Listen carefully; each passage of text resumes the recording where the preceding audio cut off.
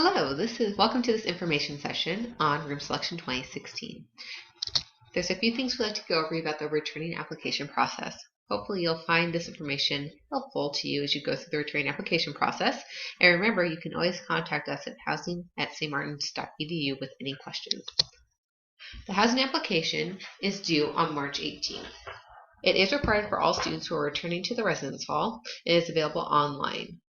It's important that you complete the housing application by this deadline so that we have enough time to process the application, as well as make sure you're signed up so you can engage in the room selection process, which we will cover later. We have a variety of housing options. All of our layouts and floor plans are available on our housing website, which can be found at www.stmartin.edu. In Parsons Hall, we have single suites and with shared and private baths available. In Spangler Hall, we have a variety of configurations that have both double and single suites. It's important to know that for Parsons and Spangler, the single suite options are the same layout and the same size. So there is no difference. They are also the same rate. There are different layouts for Spangler Hall, and on March 2nd, we will be having our open house, so you'll have an opportunity to see those floor plans. If you have any questions, please feel free to stop by this desk, and we're happy to answer them for you. Burton and Spangler Hall also have our apartments. There are both 4-bedroom, 2-bathroom apartments, and in Burton we have the majority of our apartments available. The main difference between the Spangler and Burton apartments is that the bathrooms in Spangler are more recently updated. Additionally, Burton bedrooms tend to be significantly bigger than Spangler bedrooms. It's important to know that the kitchens for both apartments have been renovated recently. Burton's kitchens are most renovated, and they were updated in 2012. In Baran Hall, we have something that's very similar to the Parsons first year area. These are single and double rooms with a community bathroom. We typically have about 20 to 30 students that live on the floor each of the floors each year. For apartments, it's important to know if you're eligible. You're eligible for an apartment if you are over 20 years of age by the start of fall semester, or you have earned 60 SMU credits by the start of spring semester, or you are a student who has lived in the SMU residence halls for 4 more semesters by the time you get to fall 2016. As long as you complete one of those 3 requirements, you are apartment eligible. We also offer Burton doubles on a limited basis, so that means you would be sharing a room with another person, and then you also have the 3 other suite mates. Burton doubles do have the advantage of being able to select their housing assignment early, and we'll have more information on that later in the slideshow. Meal plan options. Apartment residents are not required to have a meal plan, and residents who are apartment eligible but choose to live in one of our non-apartment spaces are required to have the apartment and commuter plan at a minimum. All other residents who are either sophomores or not apartment eligible must have the bronze meal plan at a minimum. There's a few things about the housing application that we would like to highlight. The first thing we'd like to highlight is our residency requirement. All students are required to live for 2 years on SMU's campus. We do not take into account running start credits. It is also a year-long commitment. Students who withdraw from housing prior to the end of spring 2017 will forfeit their $200 damage deposit. There are exceptions made for students who are studying abroad or graduating in the spring semester. So, for example, if you decide you would like to study abroad in the fall and return in the spring, or study abroad in the spring, return in the fall, you would, of course, not be penalized for your damage deposit. Graduation, as I mentioned, is the other reason. And then the final reason is if you have medical withdrawal. So if you need to leave the university for a medical reason, we would, of course, let you have your deposit back. For your damage deposit, as long as you have a recorded damage deposit on file, you do not need to pay the $200 damage deposit again. It will carry over with your time at St. Martin's, and once you're ready to leave housing, we will refund that damage deposit back to you at your request. It's also important to note that we have cancellation fees and 30-day marks in our housing agreement. Now, I can tell you that we usually do not have to enforce or use these, and over the past 3 years that I've been at the institution, we've only used them a handful of times. But it's important to be aware of that if you do cancel your housing contract after the first 10 days of the semester, you're responsible for the prorated costs, so the daily rate of each day you're in housing, as well as a $300 cancellation fee. After the 30-day mark, so the first 30 days of the semester, you are also responsible for the whole bill, so you will not get any type of prorated rate or refund. It's important to know these things, so if you're thinking you may not live on campus, you are totally welcome to fill out your application, go through the process this semester, but please let us know before the start of fall semester if you decide that you would not like to live on campus.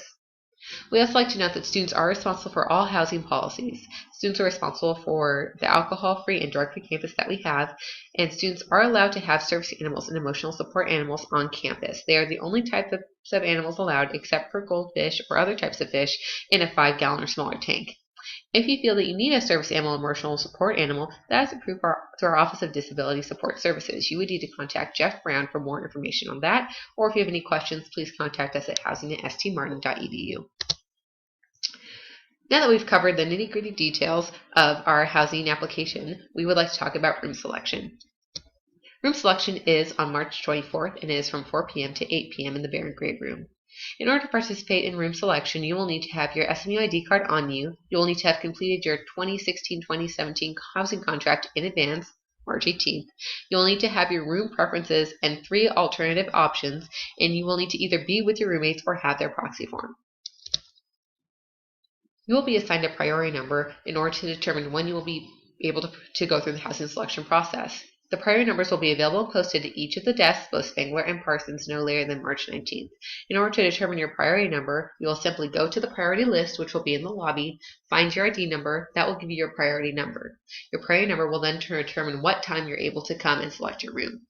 Your priority number is made up of all of your SMU credits, plus half of any transfer credits that you have, and finally, the semesters times 4 that you lived in the halls. So for example, if I have 60 St. Martin's credits and 30 transfer credits and I've lived in the hall for 4 semesters, my number would be 60 plus 15, which is half of 30, plus 16, which is the semesters in the hall times 4, which will result in a priority number of 91. There are a couple options for folks who are interested in participating in early selection. This will be held on March 23rd from 1 p.m. to 5 p.m. It will be in the Spangler office with Erica Wilson, our office manager, myself, and Heather Nicole Saladino, who is the residence director for Parsons Hall. Early selection includes the following residents. Students who are interested in Burton doubles, as I mentioned before, so if you're interested in living in Burton Hall with a roommate and then also your suite mates, you may select your room early. If you're interested in having an international student as a roommate, please note that students who choose this option of having an international student as a roommate will be required to participate in an international roommate workshop in order to be a part of early selection. And lastly, students with documented disabilities are able to select rooms early depending on what their need is. If you qualify for that area, you will be sent a confirmation from myself before room selection occurs. One question we get asked a lot is who will get to register in our group first. Residents can register in groups using the highest priority number of any of the group members. Students can register their suite mates and roommates, but not apartment mates. For example, if you would like to live in a Spangler double room, you are able to register your entire suite and roommates, so all 4 of you, with the highest priority number. If you'd like to live in a Burton apartment, however, you're able to register yourself and your suite mate. Your other suite mates will need to register separately.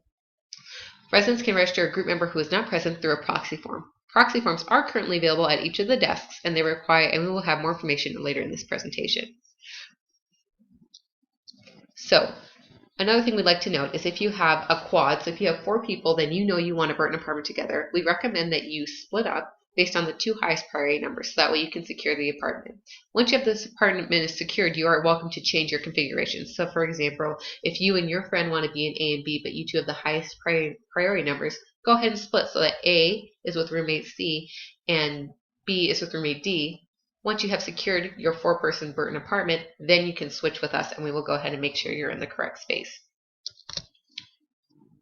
As we mentioned earlier, you can definitely select a room even if you're not present. You may have a friend complete a room application for you through a proxy form. The proxy form has information on it that says that you're giving someone else permission to sign up for you. To complete a proxy form, you need to fill that out, sign it, include your SMU ID number, and also provide your room preferences to your friend. Make sure that it's a friend you trust and a friend that you know is going to be able to select a room you would be happy with. It's a really good idea if you're proxying to give your friend at least 3 different options of what types of rooms you would like, so that way they can report back to you and let you know what they are able to secure. As noted earlier, DSS accommodations are available, and they are available through the Disability Support Services Office through Jeff Brown.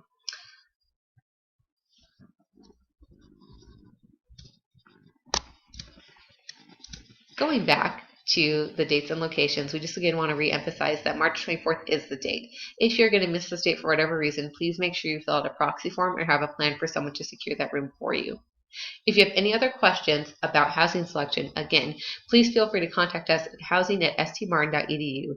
We also encourage you to come to the open house, which is on March 2nd, so you can learn a bit more about the spaces that are available. If you missed both those meetings, that's okay. You're still welcome to stop by the desk and ask us any questions that you may have.